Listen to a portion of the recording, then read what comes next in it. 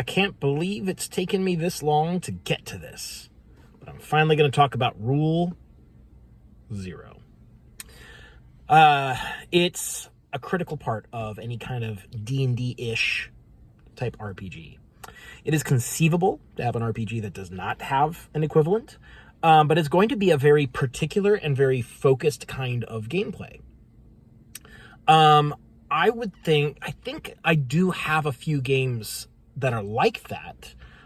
For example, Fiasco, I believe, does not have it.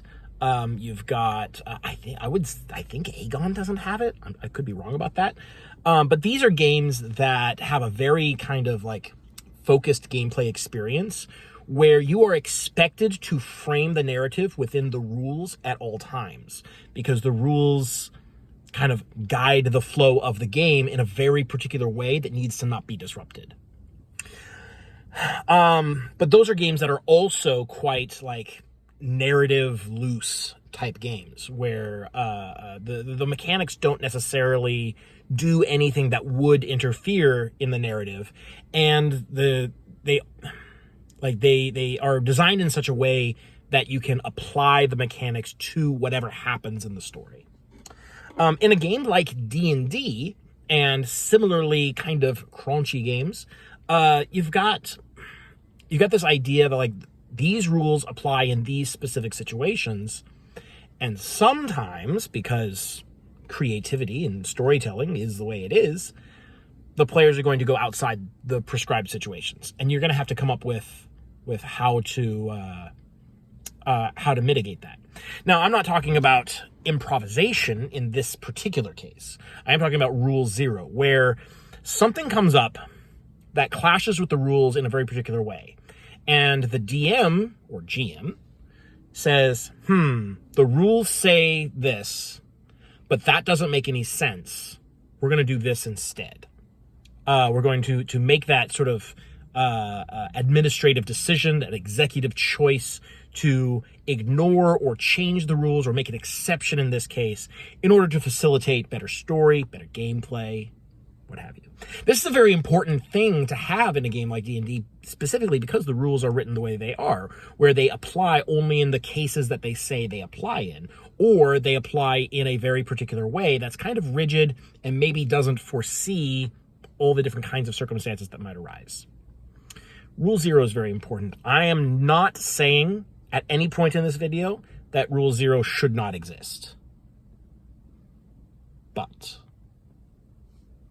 you knew there was going to be a but. However, the Rule 0 becomes a problem when it becomes a crutch for the designers. When they are writing rules with the assumption that, oh, well, if these don't work out, the DM will just employ Rule 0, change it. The idea that this is related to the idea that what is it called, the Oberoni fallacy, where there's nothing wrong with the game because anything that is wrong with the game can be changed, which is crazy. It's such a weird way to look at it. And B, it also is wrong. The fact that you can fix a problem does not make it not a problem. But that's kind of a tangent for another day, or maybe for today. I don't know. The issue with using Rule 0 as a crutch for your rules writing is that it's going to make you a lazy designer. You know that you have that safety net, and so you're not going to be as careful in the construction of your game. That's just human nature. But more importantly, if your game is written with the assumption that Rule 0 is going to be employed to fix any gaps in it, let's say you do try your best. You don't fall into that trap of getting complacent. You try your best, but you're like, well, I know that even if I miss something, the Rule 0 is going to be there to cover it. That kind of mentality leads to... Yes, it leads to burping. No, it leads to games where the DM is assumed to have to pick up the slack for the designers. Is this going to happen in basically every kind of heavy-ish, medium and above weight RPG? Yeah, probably. But the fact that D&D, 5th edition specifically, leans so hard on that happening means that it happens a lot more. In other heavier RPGs that have a Rule 0 or equivalent, 4th edition, Legend of the Five Rings, Lancer, etc., etc., etc., for ages, it's pretty rare. Like, it maybe comes up every couple of sessions. When I remember when I ran my old 4th edition campaigns, I would do something Rule 0-ish, Rule 0 related, maybe every 3 or 4 sessions at most. And at that point, I would... It was always like this balancing act between, like, well, I want to maintain the mechanics as they're written because they're good mechanics, but I also want to usually this would happen if I want to reward creativity or maintain player agency in a situation where it might otherwise, like, following the rules might feel like they're being railroaded. I don't ever want my players to feel like they're being railroaded, and they usually aren't being. I don't put my campaigns on rails for a reason, because players like to hit the side of that train and go off in directions. 4th edition specifically, just because I have experience with it, 4th edition is really, really good about not making you rely on Rule 0. It has some pretty comprehensive tools for DMs to employ rules that they have given you to resolve situations that aren't otherwise specified. The famous Rule 42, which I talked about in my How to Play 4th Edition series. But even other games, they tend to have rules that are, like, they don't have these massive gaps like 5th Edition does. And this is why I think that 5th Edition is so hard to run. I've been running games for, I think, 2 decades at this stage. I think we're getting pretty close to 20 years. Yeah. Most of those 2 decades, I've been in a kind of pseudo forever DM state. Like, I'm not. There's been times where I'm like, all the games I'm in, I'm running. They're never like vast stretches of time, but I've run a lot of games. I've been a GM more than I've been a player. And I don't want to run 5th edition. I've run a few one-shots of it. I would never, even before I started being anti-5th edition, before I started realizing that this is kind of an awful game, even then, when I was like, yeah, let's play D&D, and the latest D&D is 5th edition, so I guess we're playing 5th edition. Yeah, let's do it. Wizards of the Coast knows what they're talking about. For sure. I was optimistic, starry-eyed. I was so naive.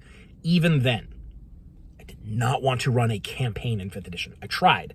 I dove in head first, looked at the DMG, studied the math. Like, I tried to make this campaign work. And I was like, oh, this is so much work. It's so much work. I've gotten spoiled on games not making me do this much work. Back when I ran 3rd edition, it was even more work. Don't get me wrong. 3rd edition is way harder to run than 5th. And anyone who tells you otherwise is lying.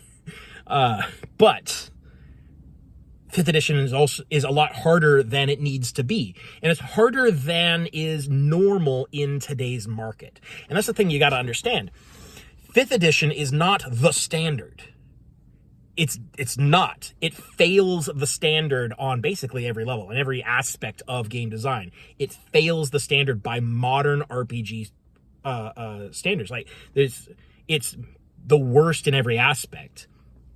Relevant to this video, it is the most reliant on Rule 0 DM adjudication that I've ever seen.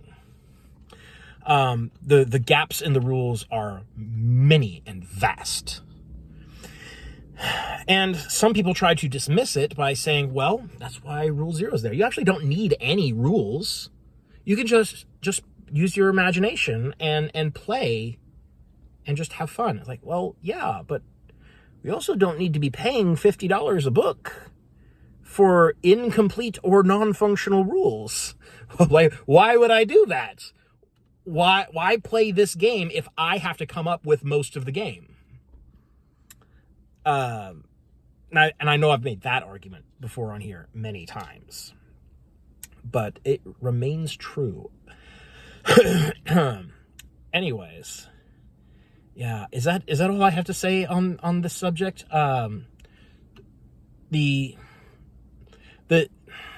In a heavier game, like in a D&D-esque style game, the GM needs to have that kind of executive power to say, the rules say X, but X doesn't make sense, we're going to do Y instead. That needs to be there, just by the nature of the game. Otherwise, you end up with some kind of nonsensical points where the game kind of overrides the narrative, and that's a bad feeling. You don't want that to happen. But having the core of the game be the DM decides, that's bad. That's where it starts getting crazy. And that's where I get off. That's where I get off the bus. Let's finish that sentence. That's where I get off the train. That's where I depart. That's where you lose me.